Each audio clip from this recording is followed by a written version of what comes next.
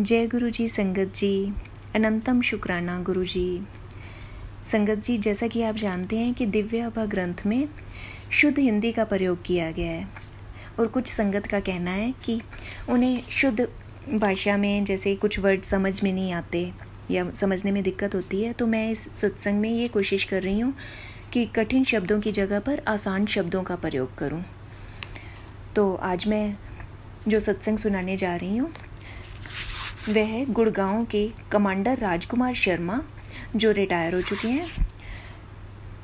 उनके सत्संग का नाम है जीवन के कर्ता। उन्हीं के शब्दों में उनका सत्संग सुना रही हूँ। मैं जलवायु टावर सेक्टर 56 गुड़गांव में रहता हूँ। यह मेरा और मेरे परिवार के सदस्यों का गुरुजी की शरण में आने के पश्चात उनके साथ अपने अनुभवों का वर्णन करने का एक छोटा सा प्रयास है। इस अंतराल में मात्र गुरुजी के हाँ कहने भर से हमने अपना जीवन बदलते हुए देखा है।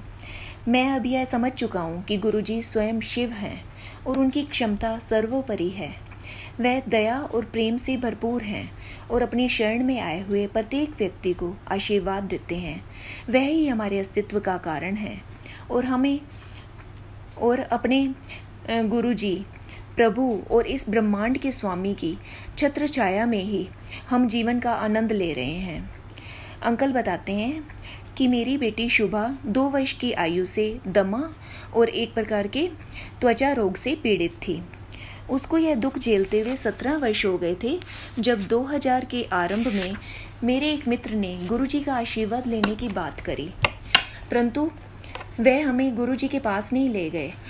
उस समय हम कालका जी में रहते थे। अगस्त 2000 में एक दिन जब हम सुल्तानपुर में एम्पायर स्टेट से गुजर रहे थे, मुझे अपने मित्र की बात याद आई और मैंने अपनी पत्नी को यह बात बताई। उसी समय मैंने निश्चय किया कि गुड़गांव आने के बाद मैं गुरुजी के दर्शन के लिए अवश्य आऊँगा। उस समय गुड़गांव में एक मकान की किश्त देने में आ रही कठिनाइयों के कारण हम उसे बेचना चाह रहे थे। मेरे पिता उस समय हमारे गाजियाबाद वाले घर में रह रहे थे और उनसे धन की आशा नहीं थी। अचानक गुरुजी के दर्शन करने के निश्चय के 15 दिन बाद ही मेरे पिता ने मेरे बड़े भाई को मेरे से गाजियाबाद वाला घर खरीदने को कहा। इससे मेरे पिता उस घर में रह सके और मुझे सितंबर 2000 तक गुड़गांव वाले घर के लिए धन प्राप्त हो गया। गुड़गांव आकर रहने की सब समस्याएं अब समाप्त हो गई। 16 सितंबर 2000 को अचानक मेरी बेटी के त्वचा रोग में वृद्धि हो गई और उसकी यह अवस्था 4 मास तक बनी रही। फलस्वरूप वह अपनी अर्धवार्षिक परीक्षाएं नहीं दे पाई। होम्योपैथिक औषधियों का सेवन करने से जनवरी 2001 तक उसकी त्वचा साफ हो गई थी, पर कुछ निशान शेष रह गए थे। 26 जनवरी 2001 को हम अपने गुड़गांव वाले निवास में रहने के लिए आ गए। पता नहीं क्यों मुझे लग रहा था कि हमारे गुड़गांव आने और मेरी बेटी के स्वास्थ्य में सुधार का कारण गुरुजी ही हैं। अतः मैंने एम्पायर स्टेट में गुरुजी के दर्शन करने का मन बना लिया। बिना किसी कारण विशेष के इस कार्य के लिए मैंने 17 फरवरी 2001 की तिथि निश्चित करी। संयोग से वह शिवरात्रि का दिन था। एम्पायर स्टेट पहुंचने पर कुछ लोगों से पता चलने पर मैं भाटी खान क्षेत्र में स्थित बड़े मंदिर पहुंच गया। मुझे गुरुजी के दर्शन हुए। किसी कारणवश मुझे लगा कि मैं जीवन भर इन्हीं गुरुजी को ढूंढता रहा था। एक और सत्संग बता रहे हैं अंकल। यद्यपि शुभा पढ़ाई में निपुण थी, रोग के कारण उसे उसी कक्षा में रोक लिया गया था। मेरी बेटी को लज्जित न होना पड़े, इस कारण मैंने उसका विद्यालय बदलने का निश्चय किया। मैंने गुरुजी से उसकी सहायता करने के लिए प्रार्थना भी करी। वह विज्ञान की छात्रा थी, पर उसे गुड़गांव के ही एक विद्यालय में कक्षा 11 में कॉमर्स विषयों के साथ प्रवेश मिला।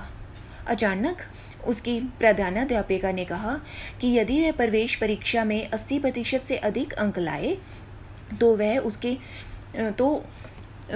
उसे कक्षा 12 में प्रवेश दे सकेंगी। उसे गर्मी की छुट्टियों में पढ़कर उसके अंत में यह परीक्षा देनी थी। हमने गुरुजी से प्रार्थना करी और शुभा ने तैयारी करी। गुरुजी की दया से जब परिणाम आए तो उसे कक्षा 12 में प्रवेश मिल गया। प्रधानाध्यापिका पर ऐसा करने की कोई मजबूरी नहीं थी। हम उन्हें जानते तक नहीं थे और इसके लिए कोई मांग नहीं रखी थी। यह गुरुजी के बताने का अपना ढंग था कि वह सदा हमारे साथ हैं, और यदि उनको समस्या से अवगत ना भी कराया जाए तो भी उनकी कृपा सदा सबके ऊपर बनी हुई है। नवंबर 2001 में गुरुजी पंजाब चले गए। मैं हर सप्ताह लगातार एम्पायर स्टेट जाता रहा। मार्च 2002 में मुझे स्वप्न में गुरुजी दिखाई दिए और उन्होंने मुझे 14 अप्रैल 2002 को आने को कहा। मैंने यह बात अपनी पत्नी को बताई और फिर एम्पायर स्टेट नहीं गया। 14 अप्रैल को एम्पायर स्टेट जाने पर गुरुजी के दर्शन हुए। पता लगा कि गुरुजी 13 अप्रैल की शाम को ही पंजाब से वापस आए थे और आने के बाद यह पहली संगत है। संगत में उपस्थित अन्य अनुयायियों ने मुझे बताया कि गुरुजी के स्वप्न वास्तविक घटनाएं होती हैं। गुरुजी में मेरा विश्वास और पक्का हो गया और अब हम स्वप्न में उनके पुनः आने की प्रतीक्षा करने लगे। मुझे अगस्त 2003 से नई नौकरी ढूंढने में असफलता ही मिलती रही थी। इंटरव्यू के बाद किसी न किसी कारणवश सफलता मेरे से दूर हो जाती थी। मेरी कंपनी भी मुझे पदोन्नति नहीं देना चाहती थी। अंततः सितंबर 2005 में साहस बटोरकर मैंने गुरुजी को आने वाले इंटरव्यू के बारे में बताया और उनसे कृपा करने के लिए विनती करी।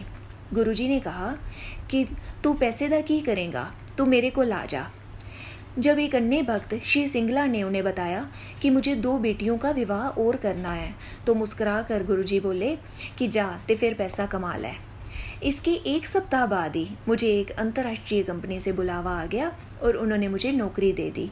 स्पष्ट है कि गुरुजी को बताए बिना ही उनको नई नौकरी और मेरी अर्थव्यवस्था का ज्ञान था। अंकल एक और सत्संग के बारे में बताते हैं। पिता के रोग का निदान। मेरे पिता 79 वर्ष के हैं। जुलाई 2005 में पता लगा कि उन्हें प्रोस्टेट ग्रंथि का कैंसर है। उनकी शल्य क्रिया हुई और वह चिकित्सा करवाते रहे। इसी बीच में उन्हें दिल का दौरा पड़ा और उनकी एंजियोप्लास्टी हुई। इन दोनों रोगों के कारण ऐसी कठिन स्थिति उत्पन्न हो गई कि जिस पर नियंत्रण नहीं हो पा रहा था। 3 मास के उपरांत उनका प्रोस्टेट ग्रंथि का रोग दोबारा हो गया। मैंने उनसे गुरुजी के आशीर्वाद लेने का आग्रह किया। उस समय तक उन्हें गुरुजी में विश्वास नहीं था और उनके दर्शन के लिए कभी नहीं गए थे। वह मान गए और 2005 के अंत में गुरुजी के दर्शन के लिए एम्पायर स्टेट आए। हमने उनकी समस्याओं के बारे में कभी गुरुजी को नहीं बताया था। तत्पश्चात वह घर पर गुरुजी के चित्र के सामने ओम नमः शिवाय का जप करने लगे। धीरे धीरे उनकी सब औषधियाँ बंद हो गई और उनके सब टेस्टों के परिणाम भी सामान्य आए। उनके स्वास्थ्य में आशा से कहीं अधिक सुधार आया है और अब वह बड़े मंदिर के सब आयोजनों में जाते हैं। जय गुरुजी, अनंतम शुक्राना गुरुजी। संगत जी, गुरुजी और आपसे मेरी यह विनती है कि कभी सत्संग सुनाते हुए मुझसे कोई गलती हो जाए तो प्लीज़ मुझे माफ़ करना। जय गुरुजी, शुक्राना गुरुजी।